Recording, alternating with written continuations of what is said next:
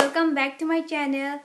Ado ngasidi mayamda DIY tawigi video aina ucherani. Ado aina DIY tawduise long jeans skirt ni semdoise. Adu semnabagi damakta aina jeans ani lawjare. Jeans ani long jeans ani lawjare. Sigi jeans se any jeans na dum yabane. Ado aigi oina di nupai jeans lawre nupai jeans na khara chawena. Ado any jeans ya ko nupi gi na tor si tum ya ado aina uttoi se yam easy way dani uttoi se ado kamaina aina same ge have a step to me and uchera ado jeans to silai re ado so jeans se sigi ma pas de kap to ne ado si ga chamana na si ni do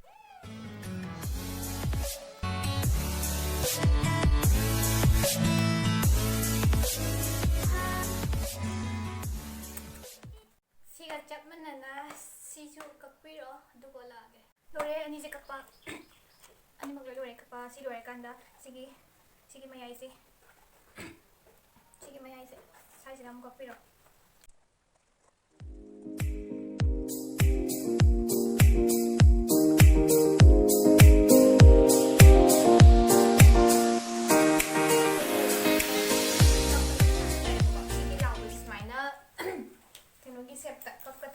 straight whenever you set the cup in it.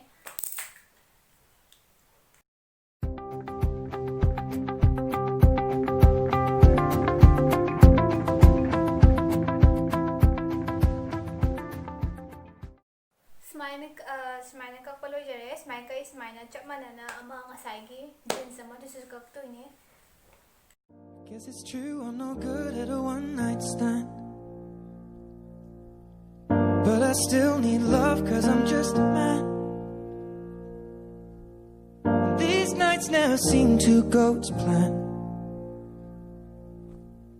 I don't want you to leave, can you hold my hand? Oh, won't you stay with me?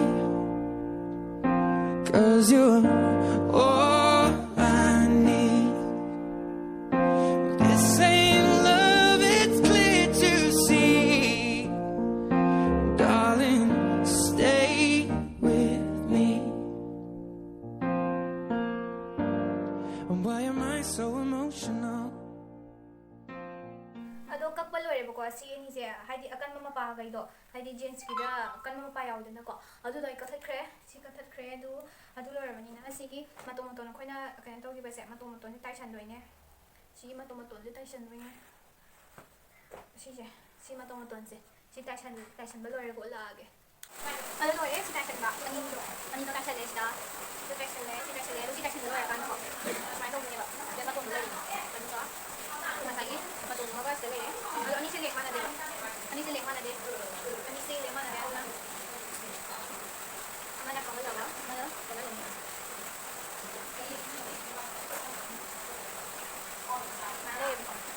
mana ka wala ni kene ni na kote sabi dito eh ado ba si kan dito eh ko ado sige mamang se matom mana dalo dito sa doon eh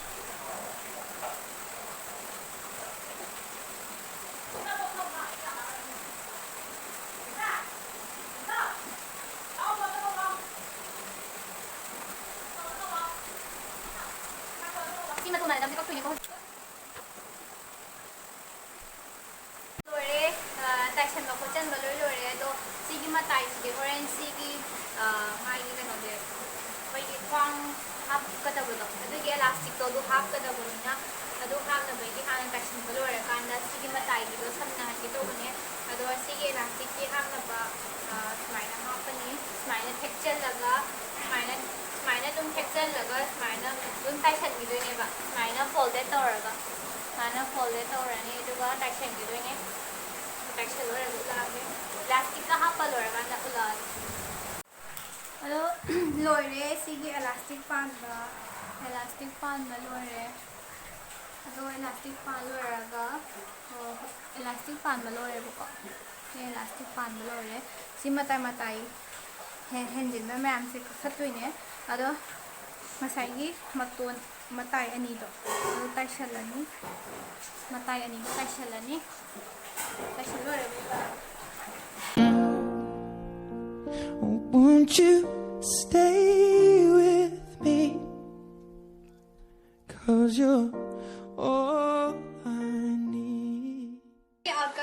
ꯀꯃꯥꯏꯅ ꯇꯧꯒꯦ ꯃꯌꯥꯝꯒꯤ motto ꯐꯖꯩ ꯐꯖꯗꯦꯗꯣ ꯍꯥꯏꯕꯤꯔꯝꯃꯣ ꯑꯗꯣ ꯑꯩꯒꯤ ꯑꯣꯏꯅꯗꯤ ꯐꯖꯗꯕ ꯃꯥꯜꯂꯦ ꯀꯩꯅꯣꯗ ꯍꯥꯏꯕꯗꯤ ꯃꯃꯥꯡ ꯃꯅꯤꯡꯁꯦꯀꯣ ꯁꯤꯒꯤ ꯃꯃꯥꯡꯒ ꯃꯅꯤꯡꯒꯁꯦ ꯇꯥꯔꯛꯄꯁꯦ ꯃꯆꯨꯁꯦ ꯂꯥꯡꯕꯁꯦ ꯃꯥꯟꯅꯗꯕꯅꯤꯅ ꯐꯖꯕꯗꯤ kya watpa male ado machuje langba manaba oitaragadi adum phajaiye adum setnaba yagani dom meyamna try tawningasu adum tawbiyo haidi any setnadaba jeans na adum semasu yani aduna tawraga adum sembiyo adum meyamsu try tawthokpiyo haidi ya de do ai tawbadabdi yaye aduga phajabadi oideba ana machu manabada tawramagadi phajadoineba ado videos matang selection jarge videos nungai khallagadi like amade subscribe tawbiramo mathangi video dom thengnarase bye guys